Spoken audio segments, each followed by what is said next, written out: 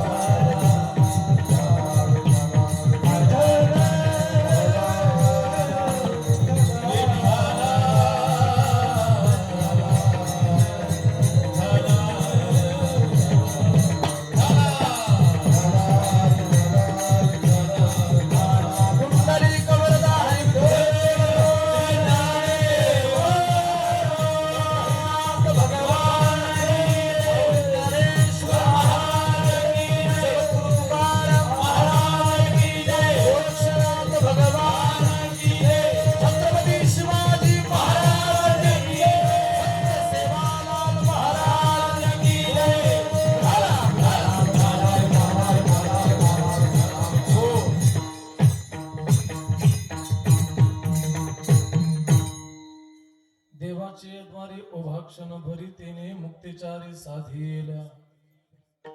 हरिमुखे म्हणा पुण्याची गणना कोण करी.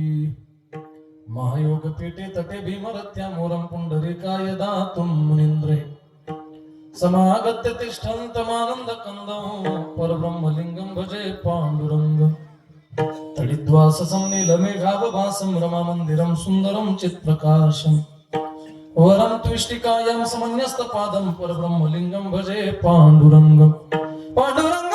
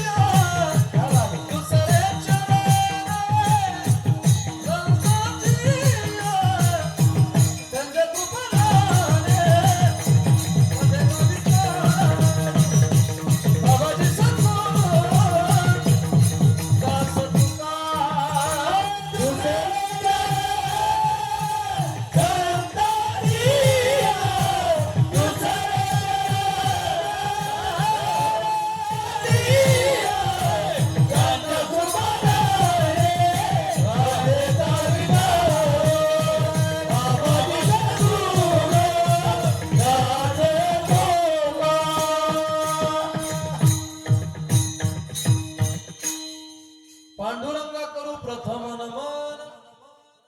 दुसरे चरण संतांची त्यांच्या कृपादाने कथेचा विस्तार. बाबाजी सद्गुरु दास तुकाजी यांची केली स्मरण. होय सकळ विद्यांचे अधिकरण तेचे बंधू श्री चरण श्री गुरूंचे ते नमस्कारुनी आता. ओम नमो ज्ञानेश्वरा करुणा करा दयाळा. तुमचा अनुग्रह लाधलो पावन झालो चराचरी. श्री गुरु चरण सरोज रज निज मन मुकुर सुधारी. बरनम रघुबर विमल जसु जोदाय कुपनुचार बुद्धिहीन तनु जानिके सुमिरो पवन कुमार बल बुद्धि विद्या देहु मोहि हरहु कलेस विकार मस्तक हे पायावरी वारकरी संताचा वारकरी संताचा वारकरी संताचा मस्तक हे पायावरी वारकरी संताचा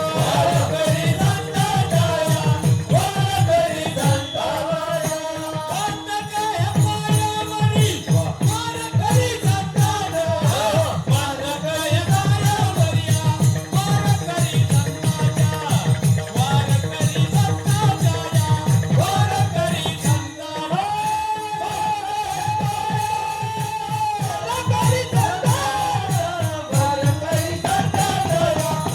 मस्तक हे पायावरी वारकरी संताचा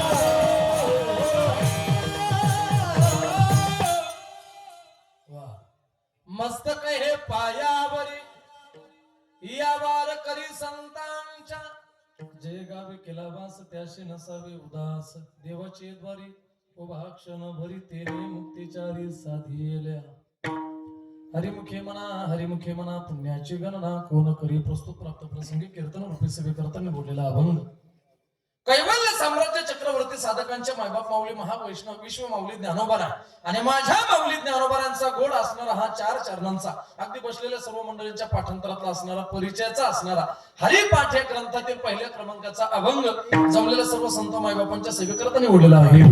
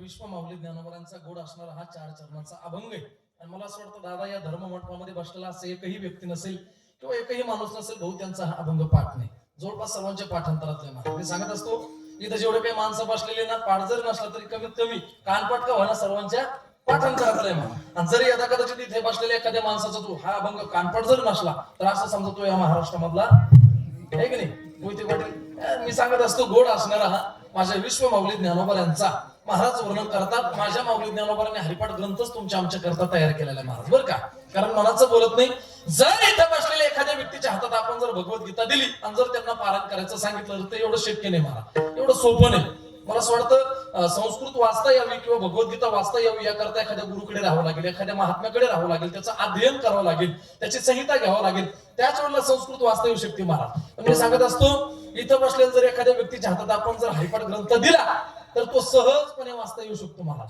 वाचता येऊ शकतो. याच्यात नवल बसलेली मंडळी आहे का, हरिपाठ ग्रंथ वाचता येऊ शकतो याच्यात नवल नाही महाराज. मी सांगत असतो प्रत्येक गावात आमच्या पुरुष मंडळींचा हरिपाठ होतो की नाही माहित नाही, पण आमचा माता माऊलांचा हरिपाठ प्रत्येक गावात होतो महाराज, बरं का. आणि ज्या माता माऊल्या हरिपाठ घेतात ना त्याच्यामध्ये 60% ते 70% माता माऊल्या अशा आहेत की त्यांना दादा अक्षराची सुद्धा ओळख नाही, बरोबर ना, अक्षराची सुद्धा ओळख नाही, तरी सुद्धा हरिपाठ त्यांच्या ऐकून ऐकून पाठ होतो महाराज. एवढा सरळ असणारा सोपा असणारा भगवंताकडे जाण्याचा मार्ग विश्व माऊली ज्ञानोबाने तुमच्या आमच्या करता त्या ठिकाणी तयार केलेला. म्हणून महाराज वर्णन करतात, माझ्या माऊली ज्ञानोबांच्या जीवनाचा जर आपण आढावा घेतला तर माझ्या विश्व माऊली ज्ञानोबांचा, थोडा आवाज द्या समोर मला बरं का, ताकद आवाज काम पडतं. माझ्या विश्व माऊली ज्ञानोबांचं जीवन हे वारकरी संप्रदाय करता पाया म्हणून शोभणार आहे महाराज.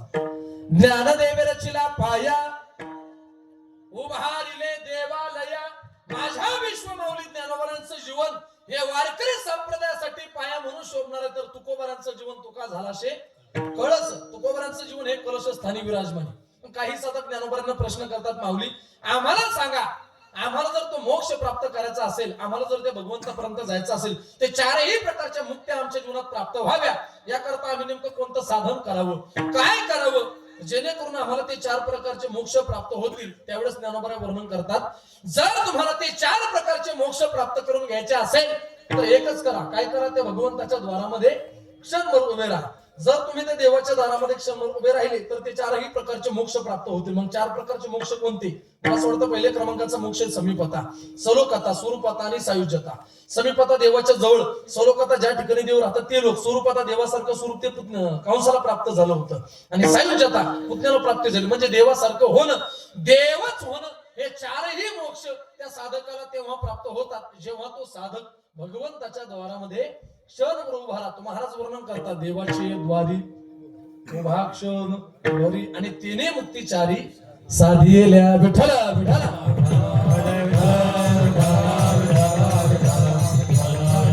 हो बरं माऊली, तुम्ही आम्हाला सांगितलं भगवंताच्या दारामध्ये क्षणभर उभे राहा, पण आम्हाला सांगा, आम्ही संसारिक आहोत, आम्ही गृहस्थी आहोत, आम्ही अनाथ आहोत, आम्हाला ते कसं शक्य, आम्हाला त्या भगवंतापर्यंत जाता येईल का? नव्हे, ते 4 प्रकारचे मोक्ष आमच्या जीवनात आम्हाला कसे प्राप्त होणार, आमच्या मागे व्याप आहे. पण ज्ञानोबांनी गोड असणारं वर्णन केलेलं महाराज. संसारिक असू द्या, गृहस्थी असू द्या, अनाथ असू द्या, काही हरकत नाही महाराज. कामामध्ये काम काही म्हणा, राम राम, काम आपल्या शरीराला आहे महाराज. मग मी सांगत असतो काम आपल्या शरीराला आहे, आपल्या मुखाला काय काम आहे? लोकांची निंदा करत बसण्यापेक्षा देवाचं भजन करा ना, आहे की नाही? आणि आताच्या काळात लोकांना निंदा जास्त आवडते, भजन कमी आवडतं महाराज, बरं का. तुमचं ते सोडून आमच्यासारखी निंदा करते, तुमचं काय घेऊन बसले महाराज, आहे की नाही? मी सांगत असतो महाराज वर्णन करतात, काम आपल्या त्या ठिकाणी शरीराला आहे, आपल्या मुखाला काय काम आहे? मुखाने देवाचं चिंतन करावं, संसारी असावे, असोनी नसावे, आणि भजन करावे कधी मधी. एवढं वेळ आहे ना, जागे आणखी सगळे, बरं का, आहे की नाही? बरं सांगत असतो, संसारात असलं तर काय अडचण आहे महाराज. संसारात असून सुद्धा आपण भगवंताची प्राप्ती करू शकतो, भजन करू शकतो. आपल्या मुखाला काय काम आहे? रात्रंदिवस देवाचं चिंतन करा, तुम्ही भगवंताचं चिंतन करा. आम्ही आमच्या मनाचं बोलत नाही, रात्रंदिवस तुम्ही त्या भगवंताच्या नामस्मरणाचा टाहो फोडा. कारण याचं वर्णन हरिपाठामध्ये सुद्धा आलेलं आहे, रामकृष्ण टाहो नित्य फोडी. रात्रंदिवस तुम्ही त्या भगवंताच्या नामस्मरणाचा टाहो फोडा, तुम्ही देवाचं चिंतन करा. संसारिक असलं तरी हरकत नाही, मनाचं बोलत नाही, याला वेद आणि शास्त्र सुद्धा हातवर करून अनुमती देत आहेत. असोनी संसारी जिव्हे किंवा जिव्हा वेगू करी, आणि वेद शास्त्र उभारी बाह्य सदा विठ्ठला विठ्ठला.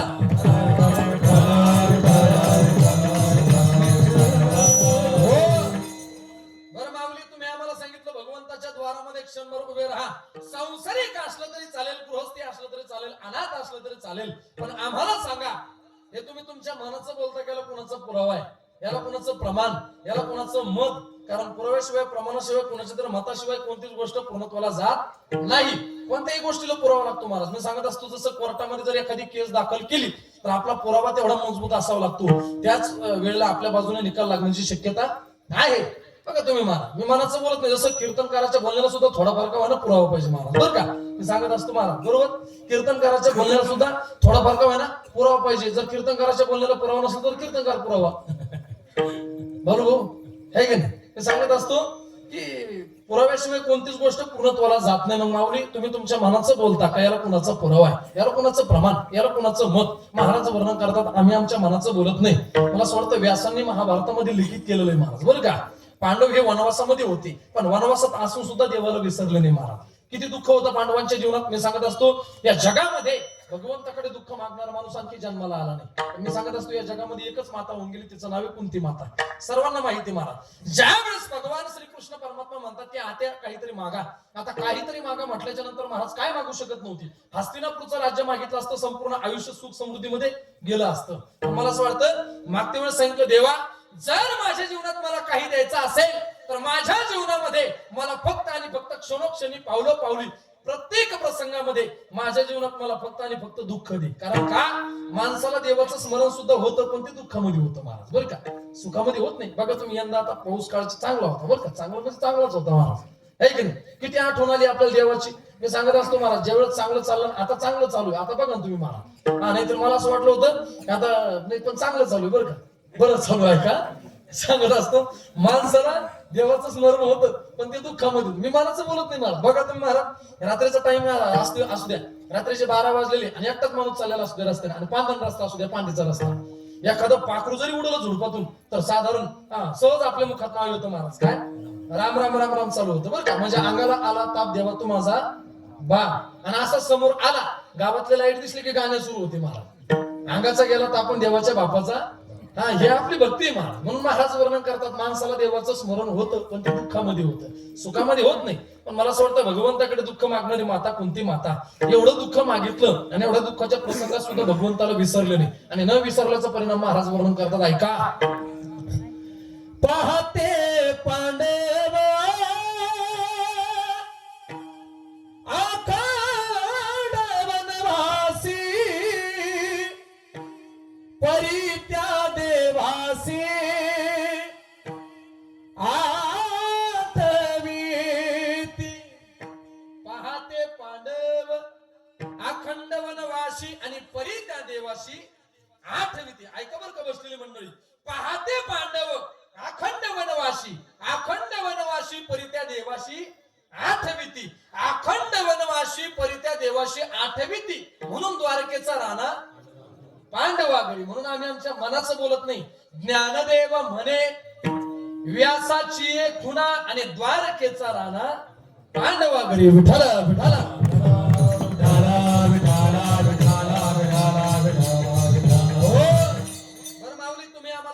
जे काही सांगितलं ते आम्हाला कळालं, पण आम्हाला सांगा या सगळ्या गोष्टींचा आनंद आमच्या जीवनात आम्हाला प्राप्त व्हावा याकरता आम्हाला काय साधना करावं लागेल, नेमकं काय करावं लागेल?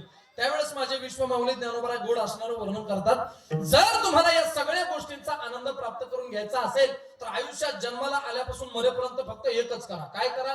न लगती सायास जावे वनांतरा, सुखे तो घरा नारायण, पण कधी अगोदर लावी मना पिशे गोविंदाचे. त्या गोविंदाचे महाराज, बरं का?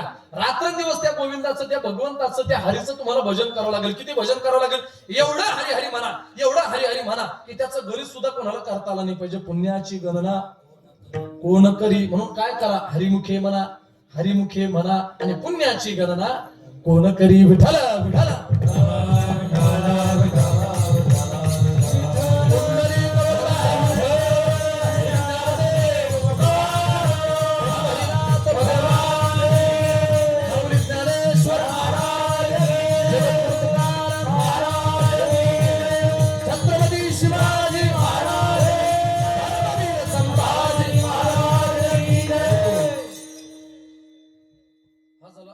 सरळ सरळ भाव. वक्त्याचा आद्य कर्तव्य असतं महाराज, पुढे वेळ पुरेल न पुरेल किमान किमान धावता का होईना अभंगाचा भाव हा श्रोत्यांसमोर प्रगट करावा, हे कीर्तनकाराचं कर्तव्य असतं महाराज, बरं का? आदरणीय दादांच्या समोर कीर्तन करण्याचं भाग्य आपल्या जीवनात लाभतं, याच्यापेक्षा मोठा आनंदाचा दिवस आज कोणताच नाही महाराज, बरं का? हे खरोखर माझं काहीतरी भाग्य असेल, उजळले भाग्य आता, बरं का? आणि तसं मी सांगत असतो महाराज, बापाच्या समोर लेकरांनी त्या ठिकाणी उभं राहण्याची हिंमत केली पाहिजे. दादांच्या समोर कीर्तन केलं म्हणजे महाराष्ट्र जिंकल्यासारखं, बरं का? मी सांगत असतो महाराज. आणि काहीतरी माझा सुद्धा पूर्वजन्माचं भाग्य. तसं त्या ठिकाणी मला असं वाटतं की दादांच्या समोर उभा आहे म्हणून सरळ सरळ का होईना पुढे वेळ कारण मला असं वाटतं 1 तास उरला म्हणण्यापेक्षा 1.25 तास उरला आहे की नाही. मी सांगत असतो महाराज एवढ्या वेळेमध्ये आपल्याला चिंतन करण्याचा प्रयत्न करायचा. पण काय काय कीर्तनकार भाऊ काय करतात 2 चरण सोडतात आणि राहिले 2 चरण पुढच्या वर्षी येतोच कशाला हे की नाही. ह्याच वर्षी सोडून दे ना. पण काळजी करू नका महाराज. आपला शब्द आहे कोणता मी पुन्हा बरं का दादांच्या आशीर्वादाने बरं का दादांच्या आशीर्वादाने मला असं वाटतं की भजनाची सेवा करता करता कीर्तन करण्याचं त्या ठिकाणी तेवढं कीर्तन करावं एवढा काही आपला अधिकार नाही महाराज बरं का. तुमच्या समोर मी ज्ञान सांगावं किंवा तुम्हाला उपदेश करावा एवढा काही आपला मोठा अधिकार नाही. मला असं वाटतं सेविके सांगितले करावे ते काम. दादांनी आज्ञा केली आणि त्या आज्ञेचं पालन आपल्याच्यानं घडावं. तसं मी दादांना अगोदर सांगितलं होतं तुम्ही कीर्तनकार घरचाच आहे नवीन कोणी महाराज आणला तरी चालतो बरं का. पण दादांनी सांगितलं नाही महाराज. मला असं वाटतं की त्यांचा आग्रह किंवा दादांनी मला ही आज्ञा केली आणि दादांनी मला असं वाटतं हे सेवा करण्याचं त्या ठिकाणी कार्य माझ्या हाती सोपवलं. खरोखर सर्वांचं दर्शन त्या ठिकाणी मला प्राप्त झालं. अंतःकरणापासून सर्वांच्या चरणावर साष्टांग प्रणिपात करतो. सुंदर चालत असलेला आपला हा नामयज्ञ सोहळा अखंड हरिनाम सप्ताह कोणत्या कारणाने कोणत्या निमित्ताने चालू सर्वांना ज्ञात आहे. मग त्याचं सांगणे हे आद्य कर्तव्य असतं म्हणून सालावत प्रमाणे 20 वर्षाची ही परंपरा अगदी अविरतपणे सर्व त्या ठिकाणी पंचक्रोशीतील सर्व भाविक मंडळी आपले सर्व त्या ठिकाणी सोमनाथ जळगाव सर्व मला असं वाटतं पंचक्रोशीतील आपल्या सोमनाथ मधील सर्वच ग्रामस्थांच्या अगदी अथक त्या ठिकाणी परिश्रमातून त्यांच्या सहकार्याने चालत असलेला आपला हा भव्य दिव्य स्वरूपाचा असणारा अखंड हरिनाम सप्ताह. मला असं वाटतं सोमनाथ मध्ये सुद्धा माझे सोमनाथ जळगाव मध्ये सुद्धा माझे मला असं वाटतं माऊली 3-4 कीर्तन झाले बरं का. हा आता मी कीर्तन घ्यायच बंद केलं महाराज. एवढं सोपं इतके कीर्तन एका गावात म्हणजे माझ्या जीवनात पहिला प्रसंग आहे. कारण कीर्तन करायला जायचं म्हणून पुस्तक वाचूनच जावं लागतं तिथं एवढं सोपं मारते बरं का.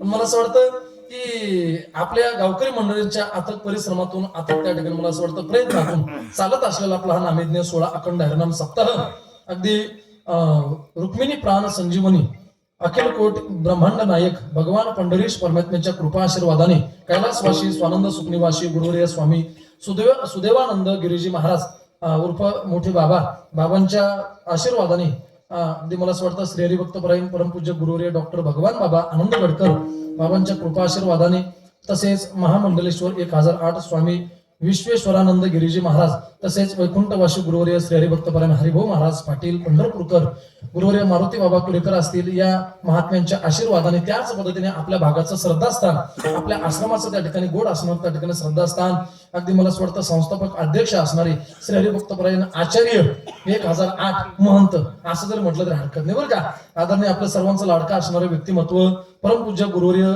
बलदेवानंद महाराज गिरी उर्फ दादांच्या त्या ठिकाणी प्रेरणेने दादांच्या आशीर्वादाने दादांच्या अध्यक्षतेखाली चालत असलेला आपला सुंदर असणारा हा नामयज्ञ सोहळा मला असं वाटतं अध्यक्ष गोरक्षनाथ आध्यात्मिक वारकरी शिक्षण संस्था सोमनाथ व अध्यक्ष पीरकल्याण मला असं वाटतं आमचे त्या ठिकाणी पवनसुत हनुमान संस्थान आमच्या त्या ठिकाणी संस्थांचे सुद्धा त्या ठिकाणी अध्यक्ष आदरणीय दादा आणि दादांवर प्रेम करणारा सर्व त्या ठिकाणी भक्त सर्व वर्ग सर्वांच्या चरणावर साष्टांग प्रणिपात करतो. आज आवर्जून ज्यांची कीर्तनाला उपस्थिती सर्वच त्या ठिकाणी दिग्गज असणारी गुणवान मंडळी बरं का. अगदी कोणाकोणाचं नाव घेणार एका हुनी बळी रे आहे की नाही महाराज.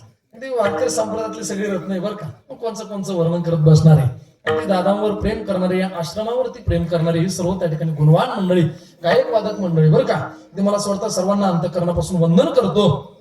आणि हे जातवान वारकरी महाराज बरं का. जातवान तुम्ही म्हणसाल हा कोणता शब्द आहे मानाचं बोलत नाही महाराज. जातवान म्हणजे यांच्या जीवनात हरिपाठाचा संबंध येतो कीर्तनाचा संबंध येतो आणि काकड्याचा संबंध येतो. तुका म्हणे येथे पाहिजे जातीचे महाराज वर्णन करतात. वारकरी संप्रदायानं नवे वारकरी परंपरेनं परिपूर्ण असलेल्या ह्या सर्व वारकऱ्यांचं जीवन आहे. सर्वांच्या चरणावर अगदी मनोभावे वंदन करतो. आता काही सगळ्यांचे नाव परिचित नाही बरं का.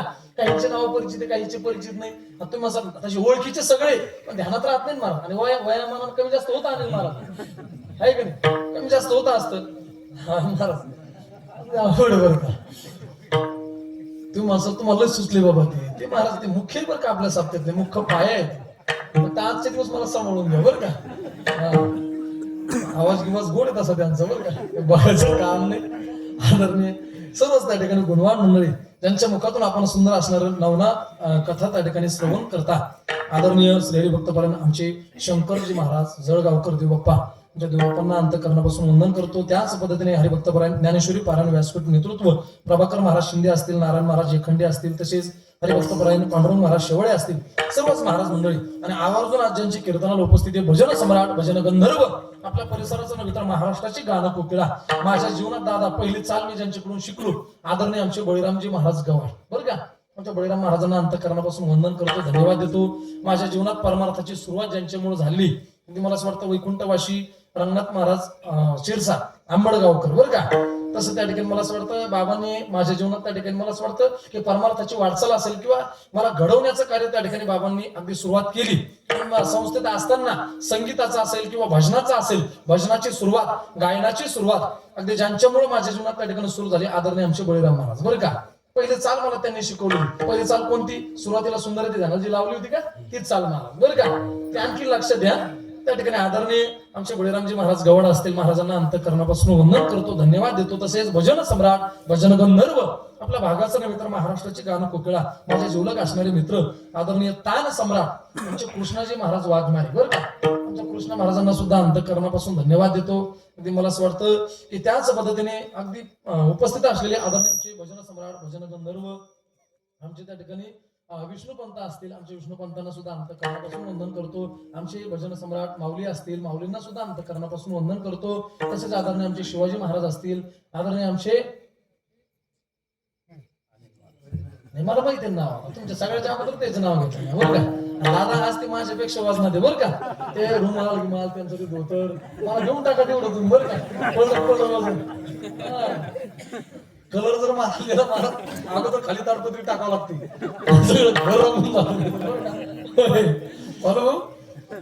महाराज रत्न आहे, बरं का. काय अडचण नाही. आदरणीय आमचे भजन सम्राट, भजन प्रेमी असं म्हटलं तरी हरकत नाही, आमचे अनिल महाराज, बरं का. अनिल महाराजांना सुद्धा धन्यवाद देतो. इकडे त्या ठिकाणी मला असं वाटतं आमचे चोपदार महाराज असतील, अगदी भरपूर गुरुजीचे आहेत सगळे, बरं का. सगळे गुरुजीचे, फक्त काळ मोकळा मनाला वाजायचा, बरं का. माझ्यापेक्षा तुम्हीच वजन द्या सगळे महाराज. अगदी मला असं वाटतं आमच्या बाळू महाराज शेळके, आमच्या त्या ठिकाणी आदरणीय बाळू महाराज शेळके यांच्या संस्थेतील सर्वची विद्यार्थी मंडळी, बरं का. सर्वांना अंतःकरणापासून धन्यवाद देतो. आदरणीय आमचे महाराज असतील, महाराजांना सुद्धा वंदन करतो. त्याच पद्धतीने परिचित अपरिचित त्या ठिकाणी सर्वच महाराज मंडळी आपल्या आश्रमावरती प्रेम करणारे, बरं का. नावं सगळ्यांचेच पाठ आहे, सगळ्यांची नावं घेत बसत नाही. आज आवर्जून ज्यांची कीर्तनाला उपस्थिती, ते मला असं वाटतं आपल्या आश्रमावर ज्यांचं नितांत प्रेम आहे, अगदी मला असं वाटतं आपल्या शेलूच्या संस्थांवरती ज्यांचं वास्तव्य आहे, आदरणीय महारुद्रेश्वर बाबा, आमचे त्या ठिकाणी दीपक बाबांना सुद्धा अंतःकरणापासून वंदन करतो, साष्टांग प्रणिपात करतो, धन्यवाद देतो. अगदी मला असं वाटतं गोड असणारे साऊंड सर्व्हिस, आमचा आवाज तुमच्या कानापर्यंत जे पोहोचवण्याचं कार्य करतात, आदरणीय आमचे श्री गणेश भीमराव घुले, आमच्या गणेश भाऊंना सुद्धा अंतःकरणापासून धन्यवाद देतो. त्याच पद्धतीने अगदी आपल्या सप्ताहामध्ये अगदी ज्यांचं त्या ठिकाणी तन मन धनाने सर्वच त्या ठिकाणी सहकार्य असे असणारे सर्वच आपली, मला असं वाटतं की जळगावची मंडळी असेल, सोमनाथची मंडळी असेल, त्याच पद्धतीने आपल्या त्या ठिकाणी तांड्यावरचे सुद्धा सर्व त्या ठिकाणी भाविक मंडळी असतील, सर्वांच्या चरणावर साष्टांग प्रणिपात करतो, सर्वांना अंतःकरणापासून वंदन करतो. अगदी त्या ठिकाणी आदरणीय दादा आज कीर्तनाला उपस्थिती, दादांच्या माध्यमातून मला असं वाटतं, हा ते त्यांचं नाव घेणारच आहे दादा, बरं का. आदरणीय दादांच्या माध्यमातून अगदी या 2-4 दिवसाच्या अगोदर, 4-5 दिवसाच्या अगोदर नालेगावला सुद्धा कीर्तन करण्याचं भाग्य माझ्या जीवनात मला लाभलं, बरं का. मागच्या वर्षी महाराष्ट्रातील नामांकित कीर्तनकार विशाल महाराज खोले यांचं कीर्तन होतं, बरं का. आणि खरोखर महाराज महात्म्यांचं जीवन खरोखर महात्मा म्हणवते दादाला, बरं का. नाहीतर कधी कधी असं होतं, एखाद्याच्या तोंडातले जर दात पडले ना, तर तो माणूस काय सांगतो, मला चेनी आवडत नाही मला, बरं का. मला फुटाणे आवडत नाही. फुटाणे आवडत, तुला आवडले तर त्याला काय फायदा आहे महाराज, आवडून तरी फायदा काय, कारण तोंडात दातच नाही ना. मी सांगत असतो दादांच्या घरचं वातावरण बघितलं, खरोखर एक म्हणजे आता हा काही विषय कीर्तनात बोलायचा विषय नाही, त्या ठिकाणी असं बोलावं असं वाटलं म्हणून बोलण्याचा प्रयत्न करतो. घरचा विषय बघितला, खरोखर दादांच्या नातेवाईकामध्ये किंवा दादांच्या त्या ठिकाणी घराण्यामध्ये कोणताच माणूस गरीब नाही महाराज, बरं का. आपल्यासारखा कोणताच माणूस नाही, सगळे श्रीमंत आणि मला असं वाटतं धनवान माणसं, बरं का. दादांची पण घरची श्रीमंती भरपूर आहे महाराज. पण मी सांगत असतो एवढं सगळं ऐश्वर्य असून सुद्धा अंतःकरणामध्ये वैराग्य निर्माण व्हावं, अंतःकरणामध्ये जनसेवा, लोकांच्या त्या ठिकाणी मला असं वाटतं की सेवेसाठी आपलं जीवन समर्पित व्हावं, ही भावना दादांच्या अंतःकरणामध्ये होती, बरं का. पण दादांना खरोखर मी सांगत असतो हे खरोखर महात्म्याचं जीवन आहे, वैराग्यवान साधूचं जीवन आहे. आदरणीय त्या ठिकाणी दादांच्या माध्यमातून दादांच्या त्या ठिकाणी गावी सुद्धा कीर्तन करण्याचं भाग्य माझ्या जीवनात मला लाभलं. अगदी मला असं वाटतं दादांचे पिताश्री आदरणीय आमचे आप्पा आपणची सुद्धा आज कीर्तनाला उपस्थिती आहे. अगदी गोड असणारा ज्यांचा मृदंग आहे, गोड असणारा ज्यांचा हात आहे. आणि मी सांगत असतो भाऊ, आमचे होड बोलतात पण आमच्या करम महाराजांचे बोट बोलतात बरं का. हे सोपं नाही महाराजा. जावे त्याच्या वंशा तेव्हा कळे, खावे त्याचा रसा नाही. बसले बसले म्हणणं सोपं आहे. महाराज तुम्हाला वाजता आलं नाही, महाराज तुम्हाला गाता आलं नाही, इथे येऊन म्हणून पण कशा गुदगुले होत्या. हे सोपं नाही महाराज बरं का. शेतकऱ्याच्या जीवनातला त्रास काय हे फक्त महाराज शेतकऱ्याला माहिती बरं का. हा, शेतात काम करत असताना उन्हामध्ये किती त्रास होतो, किती फजिती होती हे फक्त शेतकऱ्याला माहिती महाराज. आमच्यासारखे महाराज तसं आम्हाला माहिती आहे. मी सांगत असतो महाराज, गाडीमध्ये बसला